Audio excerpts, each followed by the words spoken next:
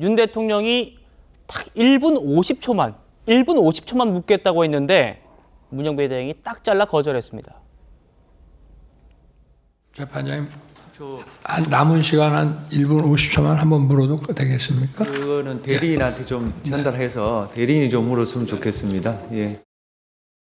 주신문서하고 관계없는 기술적인 저희 지금 증인은 보안 점검을 한 그 기술 파트 분야인데 일반 선거의 절차에 관한 어떤 실제 운영에 대한 의견을 묻고 있습니다. 관계 있습니다. 질문하십시오. 아니 지금 저기 이래서 제가 시간에 기반해서 규제를 하려고 하는 겁니다. 제가 내용에 기반해서 규제하면 제 지침에 안 따르시잖아요. 저는 관계 있다고 생각합니다.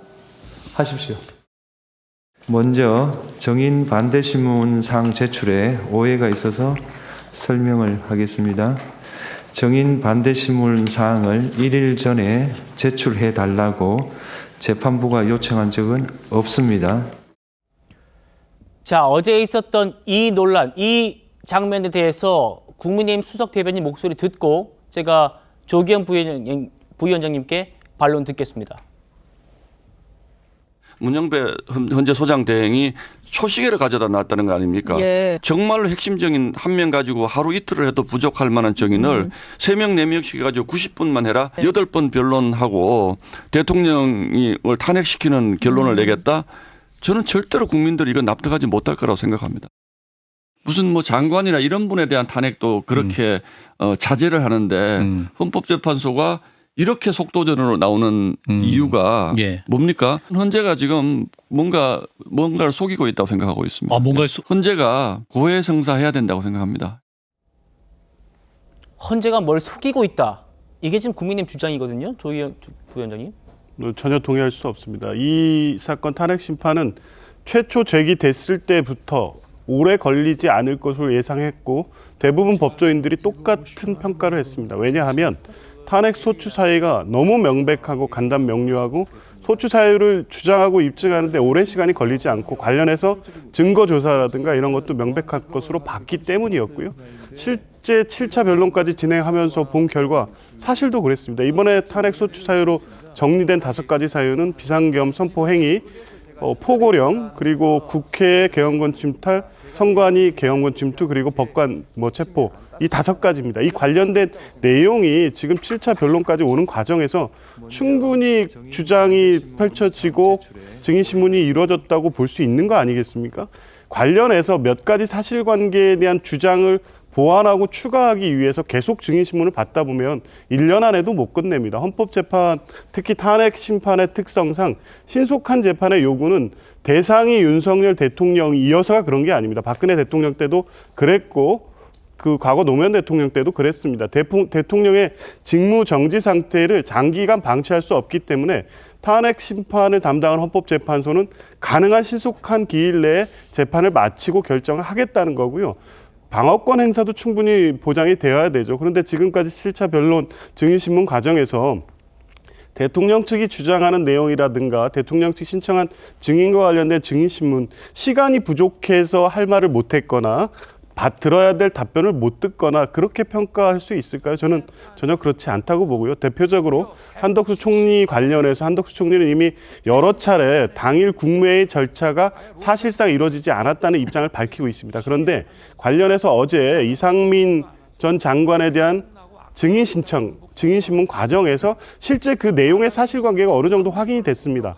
헌법재판관들로서는 이미 제출된 증거, 어제 이상민 전 장관의 증인 신문을 통해서 국무회의 절차가 제대로 진행됐는지에 대한 판단이 충분히 근거가 확립됐다고 봤기 때문에 추가적으로 국무회의 절차 위반 여부를 따져볼 그럴 필요성이 없다고 판단한 거죠. 그러니까 지금까지 진행된 증인 신문이라든가 제출된 서증이나 여러 증거 관계를 통해 종합해 보면 더 이상 9차, 10차, 11차 이렇게 늘려가면서 탄핵 심판을 더 계속해야 될 이유가 없다고 판단할 가능성이 높습니다. 물론 내일 8차 기일을 통해서 향후 최후 변론이라든가 이런 일정에 대한 헌법재판소의 입장 발표가 있겠지만 지금까지 진행된 상황을 보면 추가적인 증인 채택이라든가 추가적인 변론 기일을 통해서 대통령 측에 어떤 기회를 줘야 될 필요성이 높지 않다고 판단할 가능성이 크다고 봅니다. 조 부위원장님의 말씀에 현직 검사장이 또 이런 반론을 하는 것 같습니다. 현직 검사장입니다. 공개적으로 이런 글을 올렸습니다. 논란이 될 것 같습니다. 이영림 춘천지검장입니다.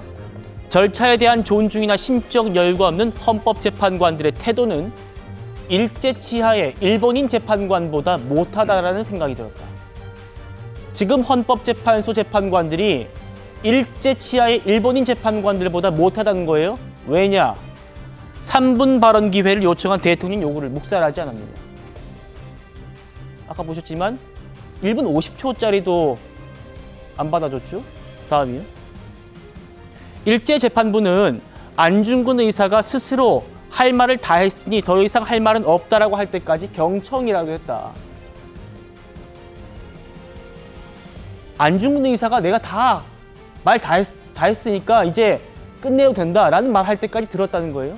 다음이요. 간첩질에도 모든 주장을 다 들어주고 방어권 보장을 이유로 모 정치인에게 방면의 기회를 주지 않았느냐. 이 꼴을 보려고 내 할아버지가 의병을 일으킨 것이 아니며 내 아버지가 자유를 위해 참전한 것이 아니다. 김기현 대변인 어떻게 들으셨습니까? 그러니까 민주당에서 대통령의 계엄이 곧 내란이라고 어떻게 보면 프레임을 해가지고 지금 탄핵을 거쳐서 헌재 심판을 받고 있습니다. 그렇다면 그게 본인들의 주장대로 계엄이 곧 내란인지 그 사이에 태평양 같은 큰 바다가 있는지 아니면 한강 같은 게 있는 건지 따져봐야 되는 거 아닙니까? 근데 저는 이해가 안 가는 게 뭐냐면 지난주에 저희가 홍장원 1차장의 메모, 그 메모 본인이 썼다고 하는데 그 원본은 버리고요. 또 본인이 재작성한 게 아니라 제3자인 보좌관한테 시켜서 작성을 했다고 합니다. 그리고 그날 자기가 대통령하고 여인영 전 방첩사령관 통화하고 난 다음에 또 박선원 의원한테 문자를 보내요. 왜 보냅니까? 새로운 사실들이 알려지지 않았습니까? 또 하나 곽정근 전 사령관의 그 진술이 뭐가 있었습니까? 도끼라도 써서 문을 부셔서라도 국회의원을 끄집어내라 그렇게 대통령이 했다는 말 아닙니까? 근데 본인도 얘기하잖아요. 대통령이 국회의원 얘기 안 했다고 하지 않습니까? 그리고 도끼도 금도끼냐 은도끼냐 그것도 아니고 도끼 자체 쇠도끼도 아닌 도끼 자체도 없다고 합니다. 본인이. 근데 본인이 기억이 없다고 하는데 언론이 썼대요. 그러니까 언론 탓을 하다가 언론이 공소장 보니까 본인이 그걸 언급을 한 겁니다. 그러니까 결국 본인의 어떤 진술이 바뀌고 있다고 한다면 검찰 조사에서 한 워딩과 재판관 앞에서 국민이 보고 있는 이 상황 속에서 진술이 바뀌었다고 한다면 그거에 대해서 한 번 더 불러서 추궁을 하는 게 맞는 거 아닌가요? 다른 사람도 아니고요. 대통령에 대해서 파면을 시킬 수 있는 재판을 하는 겁니다. 그렇다면 진실을 위해서 하나하나 따지는 게 맞는 겁니다. 제가 이 이영림 춘천지검장 이분 얘기를 들어보니까 안중근 의사가 1시간 30분에 걸쳐서 얘기를 했다고 합니다.